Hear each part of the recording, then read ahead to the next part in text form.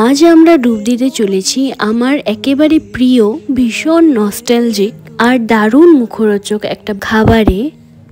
আমরা বানাচ্ছি টক ঝাল এবং কড়া স্বাদে জলপাই মাখা। বিশ্বাস করো, তোমরা যদি টক ঝাল মিষ্টি হও তাহলে এই ভিডিওটা তোমাদের অনেক ভালো লাগবে। প্রথমেই জলপাইটাকে সেদ্ধ করে নুন, চিনি ও কাঁচা লঙ্কা দিয়ে মাখা হয়েছে। পরে গুড় আর ঝালটা একটু কম লাগায় লঙ্কার গুঁড়ো দেওয়া হয়েছিল। আমরা সবচেয়ে খাঁটি স্বাদের জন্য হাত দিয়ে মাখাটাই প্রেফার করি, তবে অনেকেরই হাত দিয়ে মাখাটা পছন্দ। তোমরা কিভাবে ভালোবাসো এটা আমাকে কমেন্টে জানাতে ভুলবে না। সেদ্ধ করা ছাড়া 5 মিনিটেই কিন্তু এই মাখাটা তৈরি হয়ে যায়। ঠান্ডার দিনে কিন্তু যে কোনো টক মাখাই ভালো লাগে খেতে। লাস্টে ধনেপাতা দিয়ে আরেকটু মাখিয়ে নিয়েছিল। ডোরা আর লিলিও খুব এক্সাইটেড হয়ে আছে। তারপর বাইরে বসে, যদিও রোদ চলেই গেছে, সবাই একসাথে বসে জলপাই মাখা এনজয় করলাম।